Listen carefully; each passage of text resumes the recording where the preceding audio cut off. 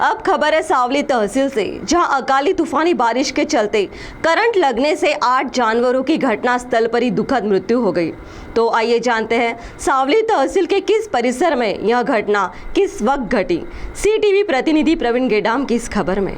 पिछले 2 दिनों से बेमौसम बारिश शुरू हो गई और आंधी हवा गरज चमक के कारण उसे गांव और रुद्रपुर के खेतों से जाने वाले बिजली के तार टूटकर जमीन पर पड़े थे। उसे गांव के किसानों के जानवर हर रोज चराई के लिए खेत में गए थे, तभी उन्हें इन तारों का स्पर्श हुआ, जिसमें 6 बैल और 2 गाय इनकी जगह पर ही मौत हो गई। उक्त घटना गांव वासियों को पता चलते ही गांववासी घटनास्थल पर पहुंचे और महावितरण विभाग को घटना की जानकारी दी गई। महावितरण के अधिकारी, पशुवैद्यकीय अधिकारी और तलाठी ने घटनास्थल पर पहुंचकर घटना का पंचनामा किया। एक और खेती का मौसम और वहीं किसानों के बैलों की जान जाने से किसान पर बड़ा संकट मंडराया है, जिससे संबंधित नुकसानग्रस्त किसानों को महावितरण कंपनी ने नुकसान भरपाई देने की मांग की है। तहसील की यह बड़ी घटना होने से किसान शोकाकुल हुआ है।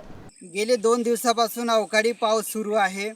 यातच वादळ वारा आणि गारपीट काल नुकताच सावली तालुक्यातील रुद्रापूर उसेगाव शेत शिवारातील वादळ वाऱ्यामुळे विद्युत तारा तुटल्या।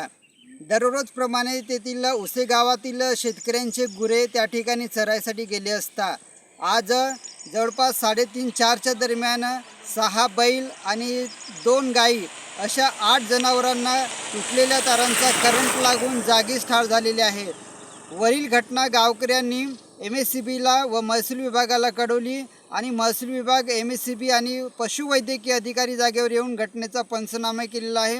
मात्र ऐन पावसाळ्याची सीझन आणि शेतकऱ्यांचे गुरे या ठिकाणी ठार झाल्यामुळे त्यावर मोठा संकट निर्माण झालेले आहे। फार मोठी प्रचंड नुकसान झालेले आहे। त्यामुळे शेतकऱ्यांना नुकसान भरपाई मिळवून देण्यात यावी। शेतकऱ्यांची मागणीसुद्धा MSCBला आहे की आम्हाला नुकसान भरपाई देण्यात यावी, अशी मागणी जोर करीत आहे। मी प्रवीण गेडाम, CT न्यूज, सावली, चंद्रपूर।